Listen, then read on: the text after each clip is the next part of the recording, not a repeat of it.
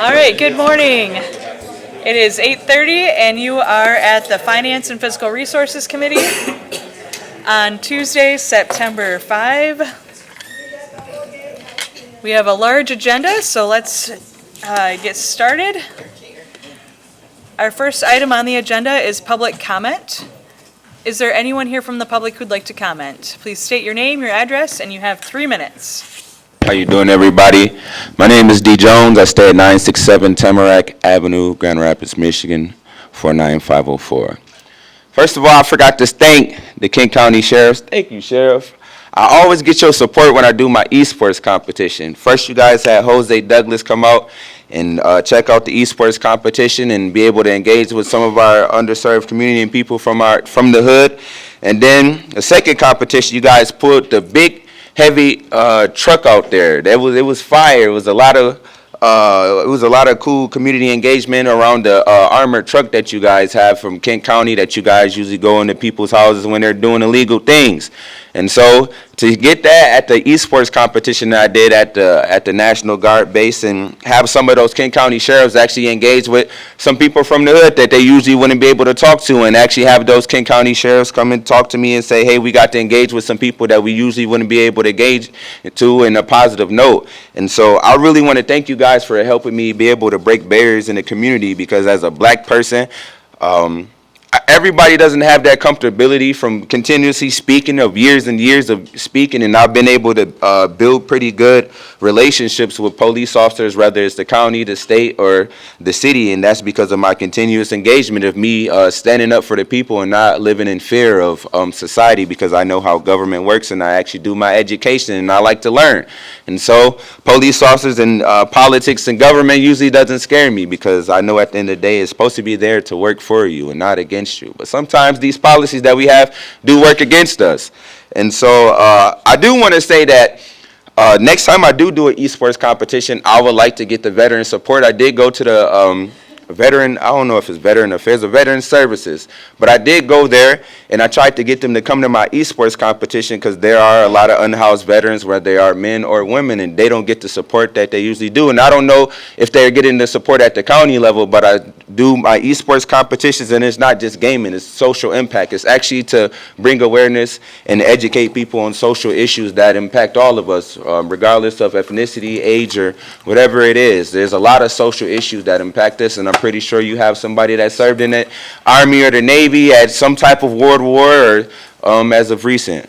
And so I just asked my Kent County commissioners, next time I go to do an esports competition at the National Guard, and I'm trying to get the veteran services to come support the veterans and actually engage with the veterans and connect with those Army bases or those National Guard bases to actually get them services that you guys help me being able to connect with those people that make those decisions to actually get those veterans those services, because we have a lot of unhoused veterans and veterans that need those services. And I really care about our community. I don't really care about background or ethnicity. I just want to see people do good and get the resources. Thank you.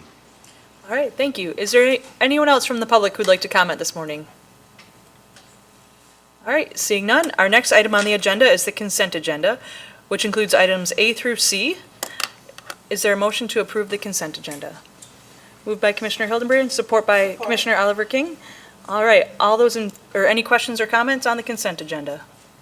All right, all those in favor, please say yes. Yes. All those opposed, please say no. Motion passes. Next item is item 3 from the Administrator's Office, and it's an update of fiscal policy regarding credit cards. Action requested. Recommend to the Board of Commissioners to approve the updated fiscal policy for credit cards. Summary. A periodic review of the county's fiscal policy, credit cards, has been conducted with the recommendation of addition of sections for clarity, consistency, and compliance. Section 3 is added to address any conflicts between existing county fiscal policy.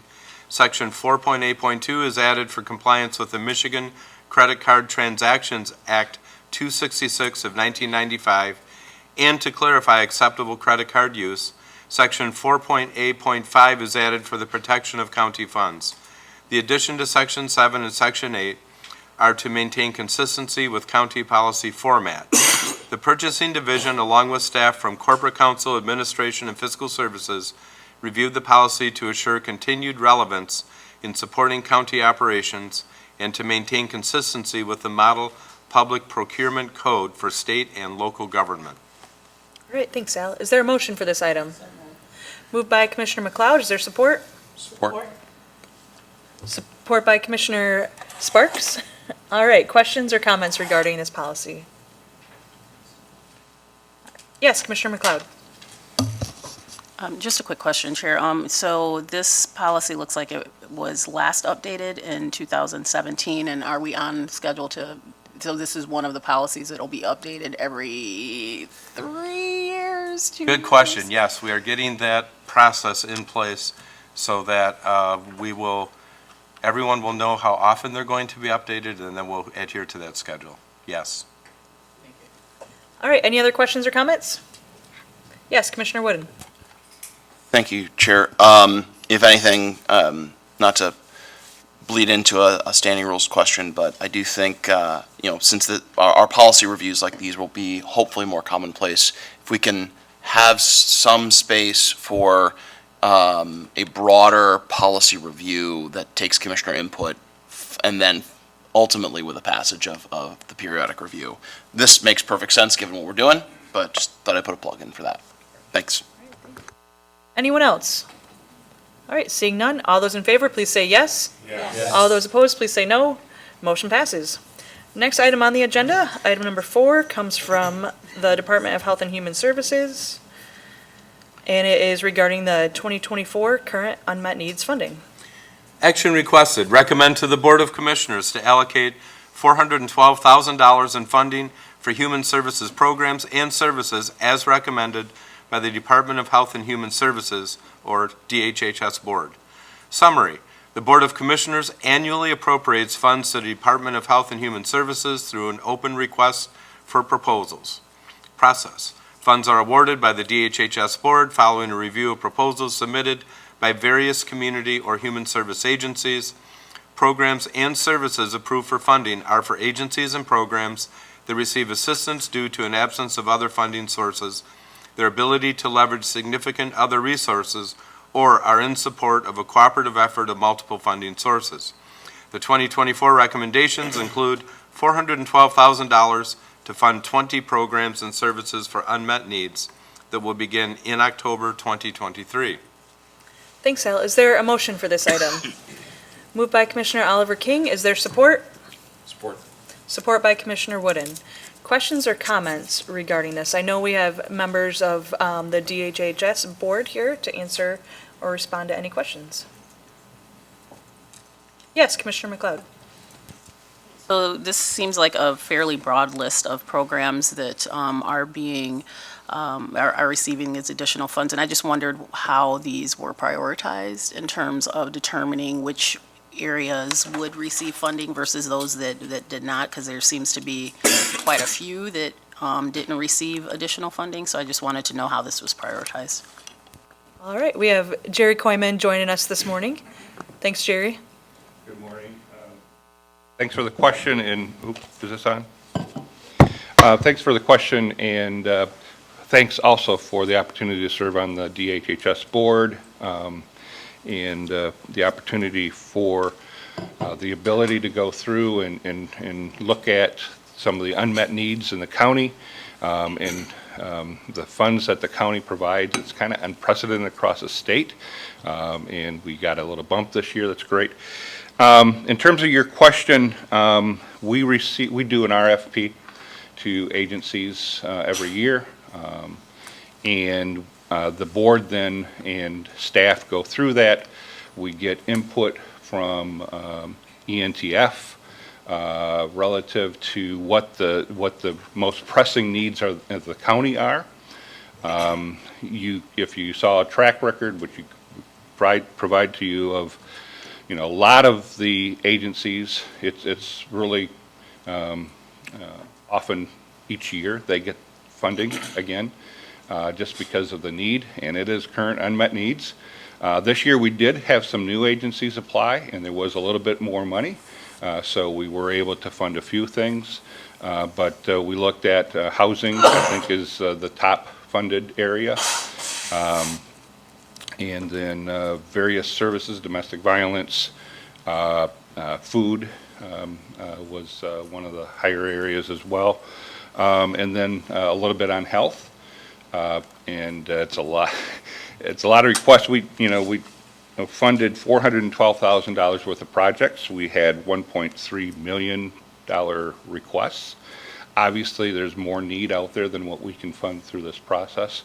But we go through a process with the board, and we get applications from each of the agencies. We review those, look at what the highest level of needs are in the county, and then try and fund appropriately.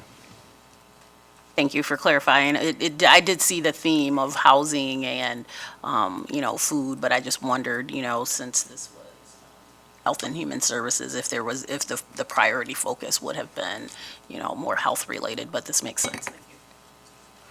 Thank you. Any other questions or comments? Commissioner Wooden. Thank you, Chair. One, thank you to Mr. Coyman for your comments. I think it encapsulates really well both the work you've done and also the underlying needs that remain. For those of us who've been on Finance Committee for a long time or for a while, may have memories of former Commissioners Morgan and Commissioners Bulkowski in their annual exchange where Commissioner Morgan talks about how great this is that we're doing this, and then Commissioner Bulkowski reminds us about the outstanding needs that exist and that this is, while a great investment, is truly a drop in the bucket, and we should not be counting this as our only action. And so since both of them are gone, I feel the need to take both roles myself and just underpin, what Mr. Coyman brought to, which is there was $1.3 million in requests. There's certainly more than $1.3 million out in need, and we have set aside $412,000. And while it is great that we could provide these small, very flexible dollars to help certain services that may not fit another pot of money, we should never see this as our one step. It is not, but just to always remind us that there's a lot more need and a lot more work to be done to meet those unmet needs. So, thank you. Thank you. Any other questions or comments? All right, seeing none, all those in favor, please say yes. Yes. All those opposed, please say no. Motion passes. Brings us to item number 5, which is from the Administrator's Office, and it's regarding the 2023 Ready by 5 Early Childhood Millage Allocation Amendment. Action requested. Recommend to the Board of Commissioners to approve the reprogramming of $184,688 of appropriated 2023 Ready by 5 Early Childhood Millage funding, and to appropriate an additional $300,000 to the 2023 Ready by 5 Millage Fund budget from the Ready by 5 Millage Fund reserves. Summary. First Steps Kent administers the Ready by 5 millage and contracts with agencies that provide services and programming. The 2025 Ready by 5 Early Childhood Millage allocation of $7,841,744 was approved via Board Resolution 10-27-22-111. First Steps Kent is requesting an amendment to the 2023 Ready by 5 Early Childhood Millage allocation to reprogram funds from underspent programs to programs with a demonstrated need for additional funding. It is requested that the already appropriated Ready by 5 millage funds be reallocated as detailed below. So, Bethany Christian Services, Child Safety Program, $3,280. Kent County Health Department, Lead Program Expansion, $91,137. Family Futures has 2, the Child Safety Initiative for $71,371, and Outreach and Navigation for $17,500, and the Healthy Homes Coalition Home Screening Project, $1,400. It is requested that an additional $300,000 be appropriated from Ready by 5 millage fund reserves to the 2023 Ready by 5 millage fund budget for providing additional services and programming in 2023. All right. Thanks, Al. Is there a motion for this item? Motion? Moved by Commissioner Sparks, support by Commissioner Kallman. Questions or comments regarding this? Yes, Commissioner Kallman. Thank you, Chair. I'm just curious, so the action request gives us the details of where the money's moving to. I'm just curious where it's moving from and if those are programs that we expect to not be able to spend those funds in future years, or if it's kind of more of a temporary allocation challenge. member of Ready by Five. Thank you. Morning. I'm Heather Boswell, the First Steps Kent. So it's the case where programs are not able to spend their full allocation and where there is need in other programs is the reason for the shift. Yeah, I guess what particular programs or examples are the funds moving from? So an example, do you have those? Oh, that's right. So there was, with the allocation last round, there were quite a few funds that were allocated for the purpose of prioritizing parent fund. This was an initiative that built up parent voice through programs and built the capacity of programs to be able to support parents in the ways that they needed to be supported. Not all of those funds were spent, so we shifted some of those to the programs that could use the funds, or as they were a little bit ahead on services or needed some additional funds to get through the year. All right, any other questions or comments? Commissioner Sparks? Thank you. I think probably too, we may need to make a side note for that because this year's allocations are going to look a lot different because now we don't have to deal with COVID. So Yes. that was a whole nother, well, I'll let you explain. Sorry. Yeah, and that was the first time we were able to do that too, because services have dramatically increased and we've been seeing return back to pre-pandemic levels. Thank you. Any other questions or comments regarding this item?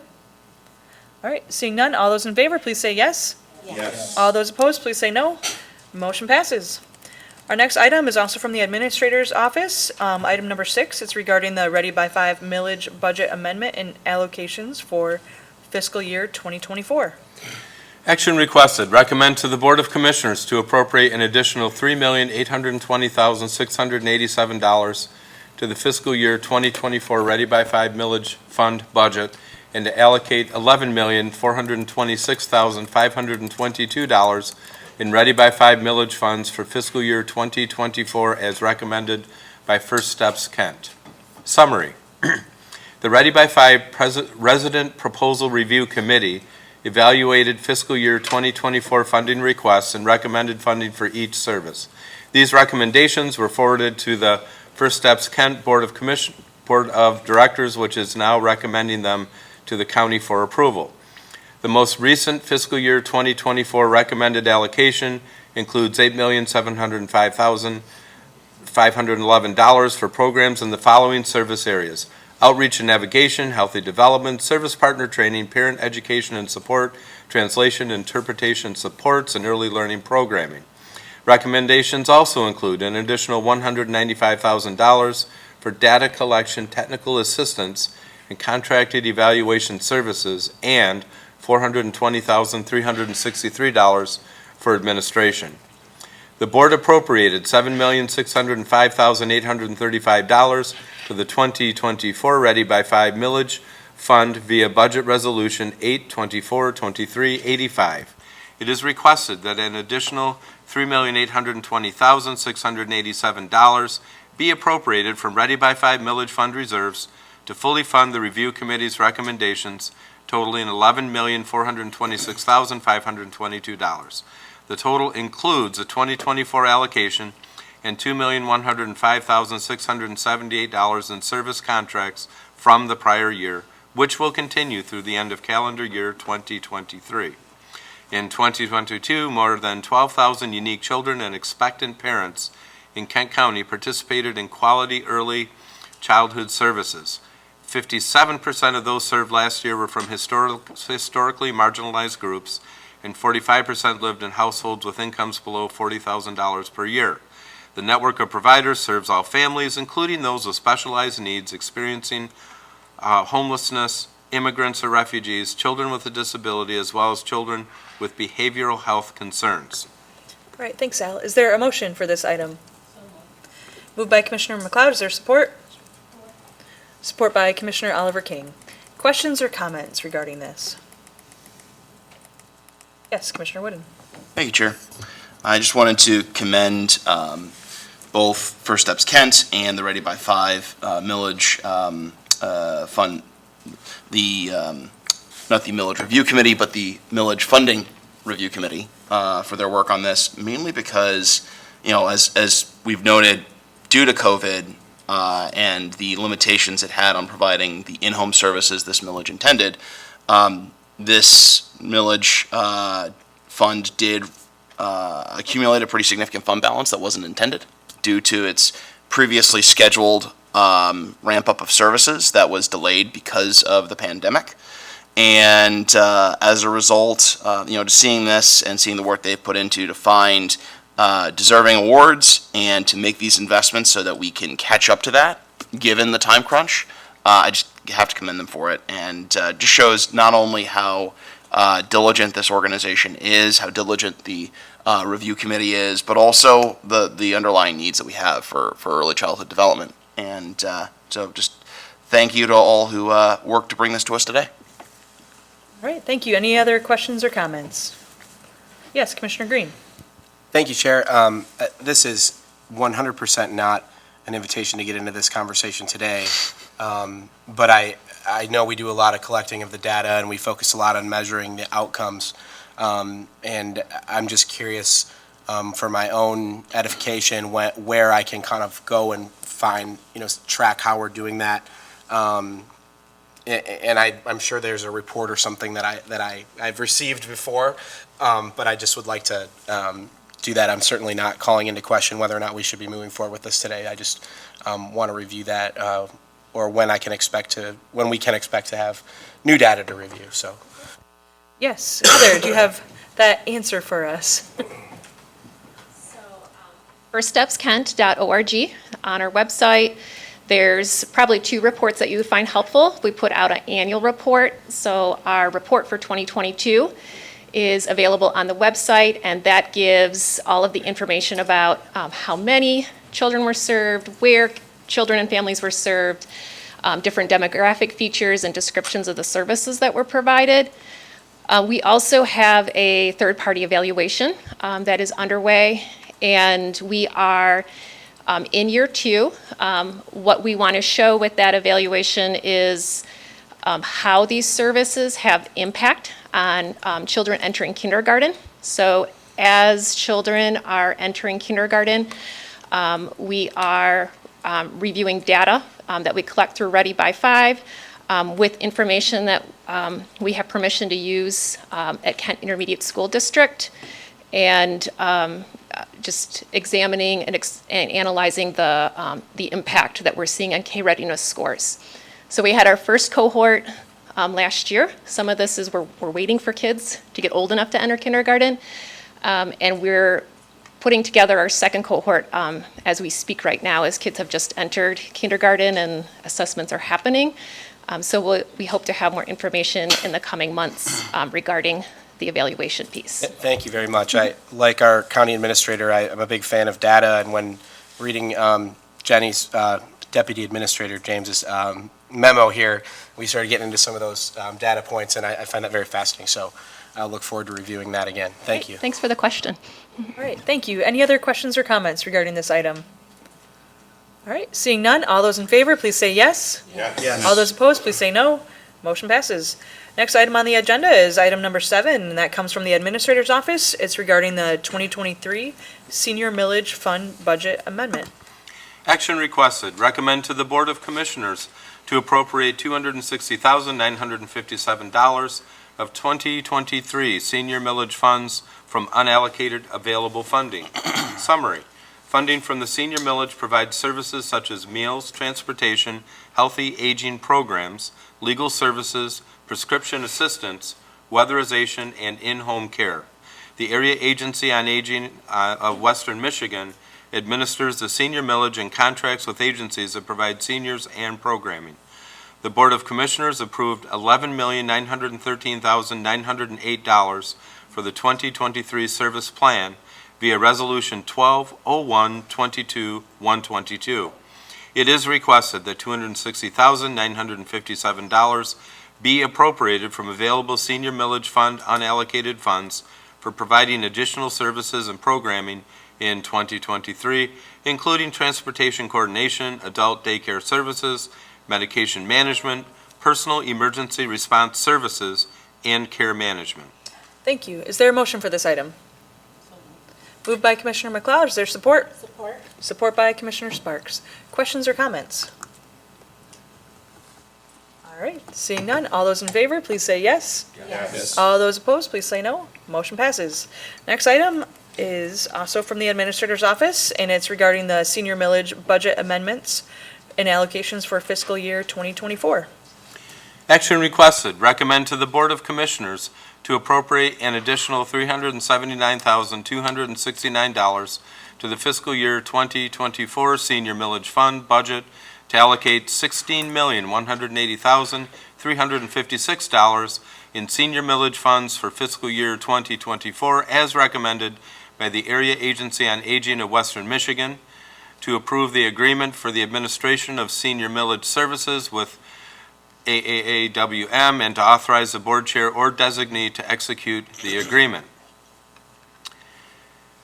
The Area Agency on Aging holds contracts with 35 agencies to provide services with funding from Kent County Senior Millage. Under the terms of the contracts, the funding level is evaluated annually based on new program proposals, current year operations, and available funding. The Kent County Senior Millage Review Committee evaluated 2024 funding requests and recommended funding for each service. These recommendations were forwarded to the AAA of West Michigan Board of Directors, which is now recommending them to the county for approval. The county appropriated $15,801,087 to the fiscal year 2024 Senior Millage Fund via Budget Resolution 8/24/23/82. It is requested that an additional $379,269 be appropriated from senior millage fund reserves to fully fund the review committee's recommendations totaling $16,180,356. The county proposes to enter into an agreement with AAA of West Michigan to serve as the senior millage administrative entity for the development, coordination, implementation, and administration of the service delivery system for millage-funded programs for seniors. The AAA of West Michigan would receive $696,762 for the administration of the millage. Assistant Corporate Counsel will review and approve the Senior Millage Administrative Services Agreement as to form. All right. Thanks, Al. Is there a motion for this item? So moved. Moved by Commissioner Green, support by Commissioner Coleman. All right, questions or comments? We do have members from AAA and the senior millage here to answer those. Commissioner McLeod. Chair.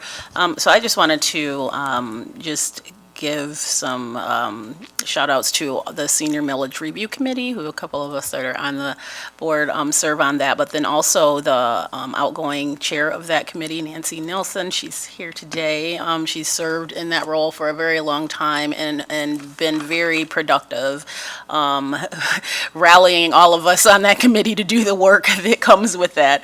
And then also the incoming chair of that group, Jim Burns. So I just wanted to say that this has been a great process. This is my second time serving on that review committee, and just the process that goes into really making thoughtful decisions about the contractors that we use to provide these services to our seniors. It's a very holistic process. It's a very thorough process, and all of the people that serve in voluntary capacities on that committee are very much engaged and happy to be a part of that process. So just wanted to note that, and to also say that Cassie's doing a great job as she's taking over from Kendrick in that role of facilitating this process. And so it was a great process, very similar to what I heard was done for the DHHS proposals, and I think that the work that's done here is providing some very serious impact in the community for our seniors. So thank you for all that you do. All right, thank you. Any other questions or comments? Commissioner Coleman. I'll just echo Commissioner McLeod's comments on our outgoing chair, Nancy Nielsen, on that funding committee. I think she's been the chair for 25 years, the full existence of the senior millage. And Dr. Burns, not too far behind in terms of length of service. And I think we see the legacy of impact, not only in the senior millage allocations, but also in a great pattern for governance of such a millage that we see reflected now in Ready by 5 millage as well. So I just wanted to echo those comments, and then just ask real quick if Cassie would highlight. I know it's a well-established, funding program, and working with all of the organizations that funds go to, but if you wouldn't mind just highlighting for other commissioners some of the areas that have become more challenging, with the closure, I think of the closure of the location of Sarah Care and adult daycare services, also transition of RideLink. I don't know if there's any other things you want to highlight, but just community needs and what is currently being done to address spots where gaps emerge. Absolutely, thank you. First, I'm Cassie Capel, Vice President of Contract Services and Program Development. I've been with the Area Agency on Aging for just over 5 years, and I've been in this role overseeing the Kent County Senior Millage and also our Older Americans Act since March of this year. So it's been a quick 6 months, but happy to be here with you and happy to highlight some of those. So looking at FY24, we did have one new partner. Outreach and assistance has been a priority the last couple of years, just trying to get people connected with services. So that is one new partner with the Hispanic Center that will hopefully be providing outreach and assistance just to meet that need, because there is an extensive wait list.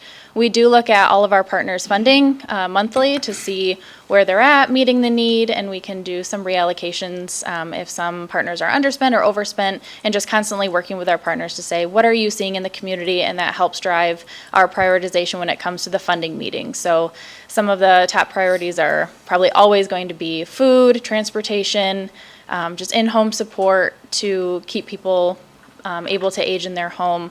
We've seen a big increase in need for social isolation and counseling and therapy.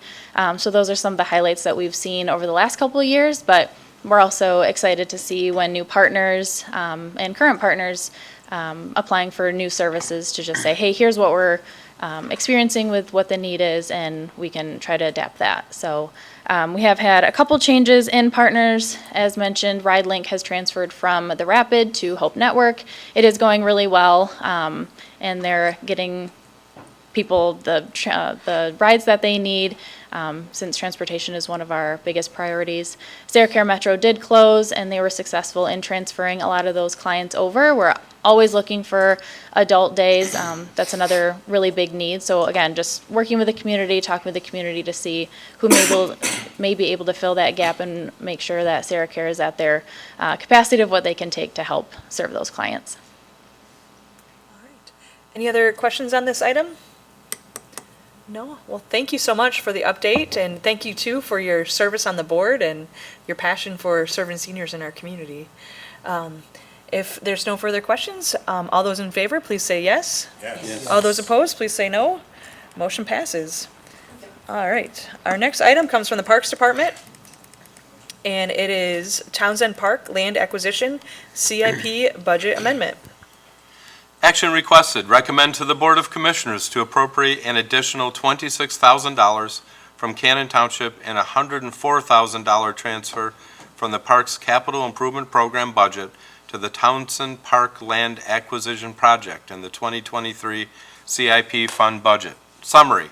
The Parks Department obtained a grant from the Michigan Department of Natural Resources Trust Fund to acquire property adjacent to Townsend Park from the Skipper Family Trust. The acquisition will add approximately 106 acres to the existing 144 acres for a combined total of 250 acres, expanding Townsend Park from a large park to a regional park. The Board of Commissioners approved the grant request and appropriated $1.6 million to this project via Resolution 11-18-21-117. The original funding source were $1,120,000 from the Michigan Natural Resources Trust Fund, $320,000 from Cannon Township, and $160,000 from Kent County. Recently, the terms and estimated closing costs for the acquisition were finalized, at $1,730,000. The revised funding sources for the purchase includes $1,120,000 from the Michigan Natural Resources Trust Fund, $346,000 from Cannon Township, and $264,000 from Kent County. Cannon Township agreed to contribute 20% of the final purchase price. The increased cost will require them to contribute an additional $26,000.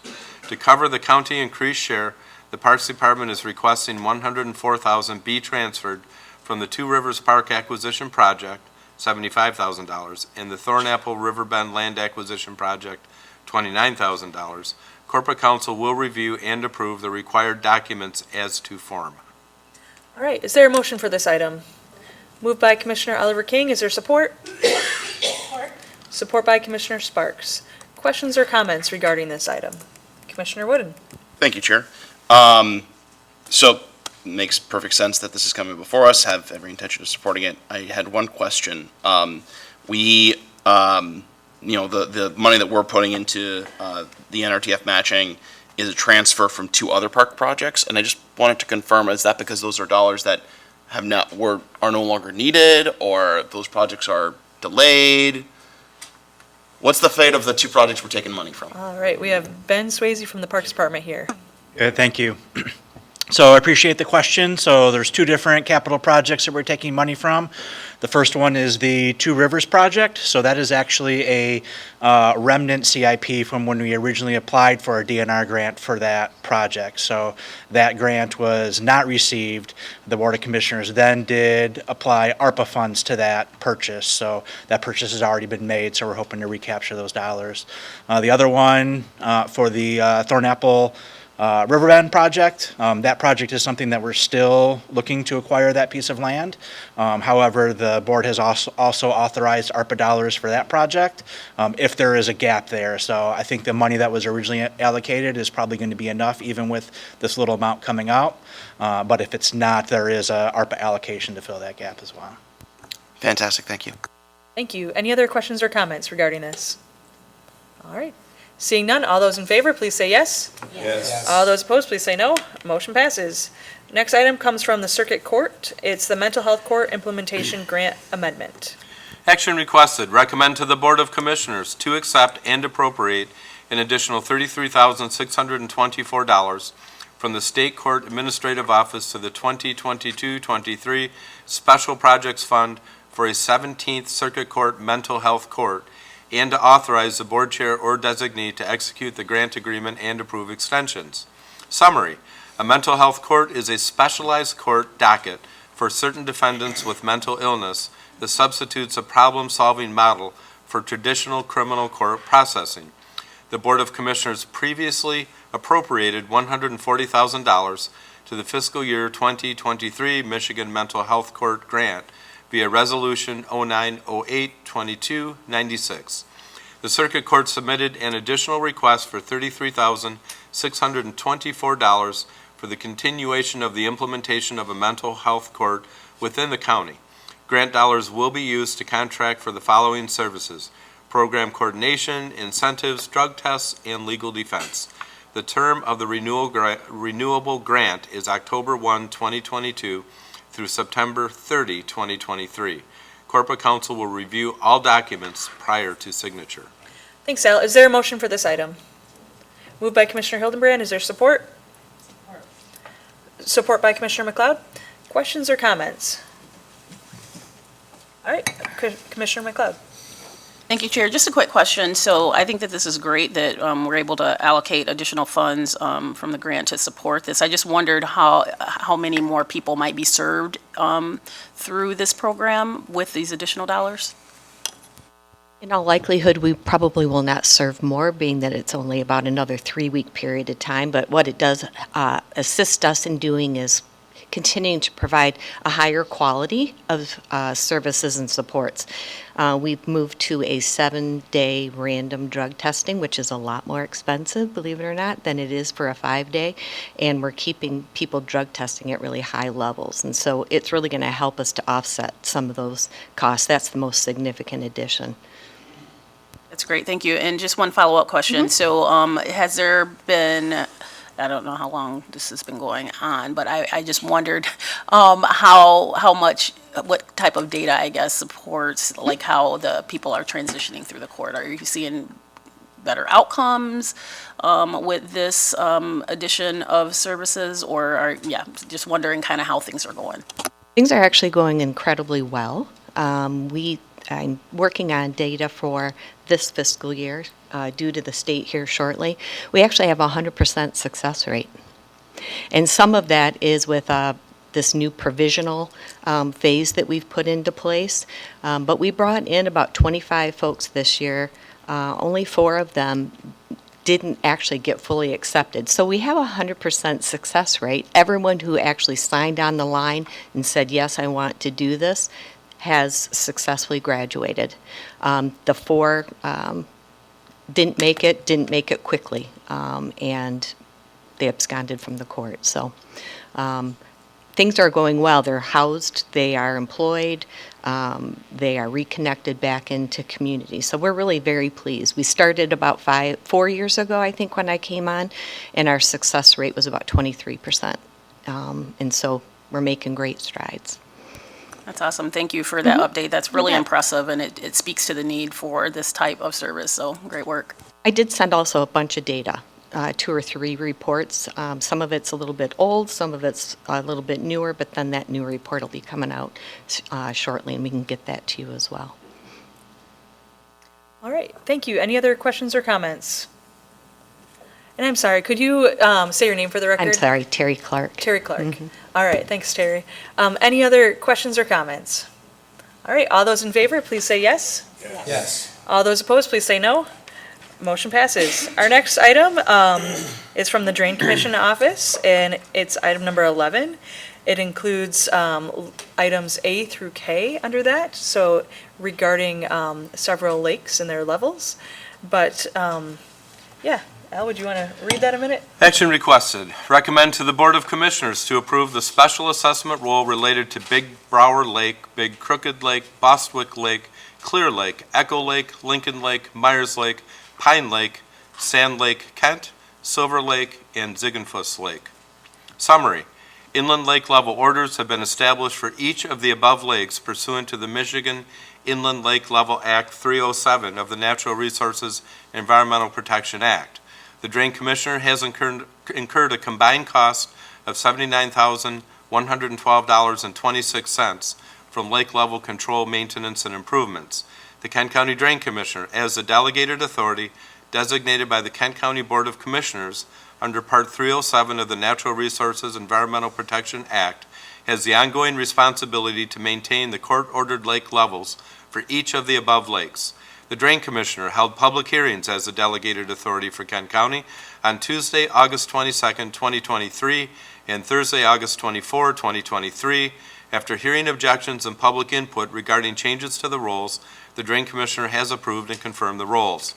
MCL 342.30714 subsection 3 requires that the County Board of Commissioners approve the costs of the projects and the special assessment rules attached before levying the costs on the properties in the established special assessment districts. All right, thanks, Al. We do have Commissioner Yonker here if there's anyone that has questions, but is there a motion for this item? Moved by Commissioner Oliver King. Is there support? Support. Support by Commissioner Wooden. All right, questions or comments? Yes, Commissioner Merchant. I just have a quick 2-part question. Could you speak to the communications process to notify residents and township officials? And then in the action request item, it talks to objections and public input. Could you share just any information that you got from the public hearings and potentially roundabout how many residents and stuff attended? Yeah, Angie, you want to kind of help me with the early? Yeah, no problem. Hi, I'm Angie Levitas. I'm the Deputy Drain Commissioner. I communicate with the residents. Our process is 2 publications, as well as the mailing of the notice to all the residents. We also put it on our website. As far as attendance, we did get a lot of phone calls, so those were before the hearing. At the hearing, we did receive 2 notifications through mailing or email. Most of those were just didn't want an assessment, is ultimately. Or they were asking about our process to which we actually do the assessment, and so we explained that to them. There were 3 residents who did come to Lincoln Lake. Lincoln Lake. And that process was, we did have circuit court hearing. They wanted to know why there wasn't 2 other lakes that were added to that special assessment district. We just went by historic, and that was required by our. No, that one, Lincoln Lake is within Kent County. There are 2 smaller lakes, and I forget what the names are. So they're outside of our jurisdiction, and so according to our legal counsel, it's only within the lake itself that we can do a special assessment on. So they were understanding in regards to that. So those were all of the communication that we received at the hearing, and then the 2 letters that were actually presented to us for the hearing. We did have several phone calls, again, but it was just mainly process that they. Yeah, what those 3 parties were referring to is we had that dam that we had to replace, and there's 5 lakes, a chain of lakes, and they were all one district, and they were wondering why their lake can't be included with those other 2 lakes that you referenced. And that's a different county for one thing, and totally different lakes. These others are all connected. Even though it can flow from one lake to the other, that doesn't mean they're one lake district. That's not the way the law is written. The lakes have to maintain their own, and Lincoln Lake is definitely their own lake.